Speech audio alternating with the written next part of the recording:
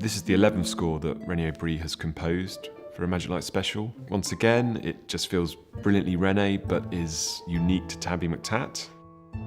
He manages to bring a city to life, but also connect us to the character relationships, and we feel them develop.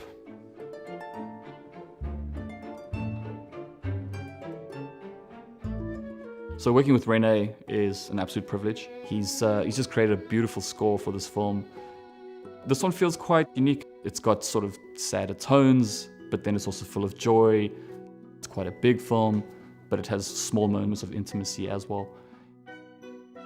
It's so amazing working with him, because really we can just brief him in terms of what the characters are feeling and thinking, and what we want the audience to feel and think in that scene. Working with René is always so wonderful. He is the heartbeat to these shows. Working with him this time around was slightly different. This film is a little bit more toned down, a little bit more nuanced and subtle, and I think that came through beautifully in the music. So my favorite cue in the film is one where Fred finally realizes that Tabby has another home.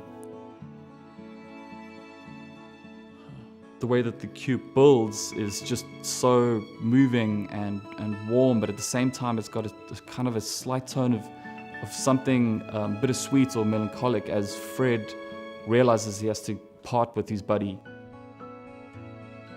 It's got a real warmth to it, and you just feel that they both understand one another, they're going to remain friends, everything's going to be okay now. It was fun working a busking song into the book.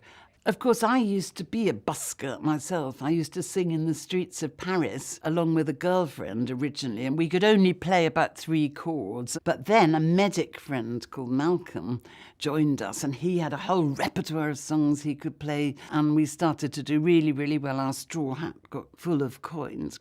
The Tabby McTat song is at the heart of the book and is special to pretty much all readers, and so we took our interpretation of it very seriously, because we know that everyone out there reading at bedtime is bringing their own voice to it.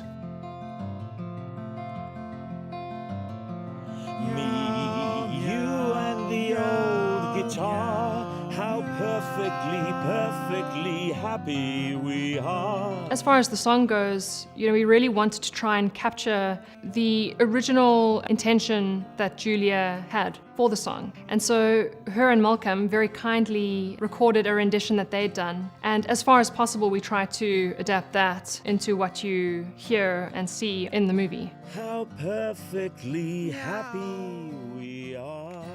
Chope Dorisu was such a pleasure to work with on this film. The first day of recording, we were quite nervous because the first thing that he needed to do was meow a rendition of Tabby and Fred's song. Me, you and the old guitar, how perfectly happy we are.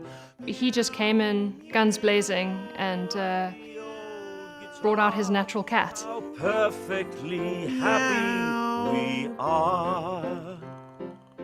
I was so thrilled when I heard that Rob Brydon was going to play the busker. Rob's been in all the films in some capacity, sometimes with more lines than others.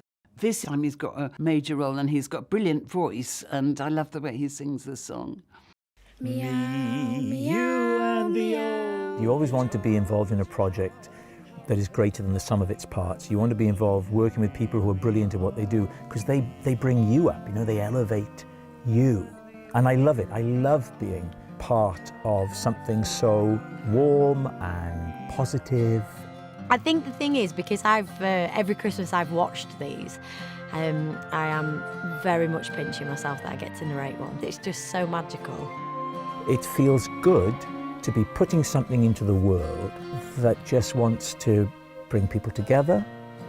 It doesn't have any agenda other than that, just bringing people together. I really love being part of that.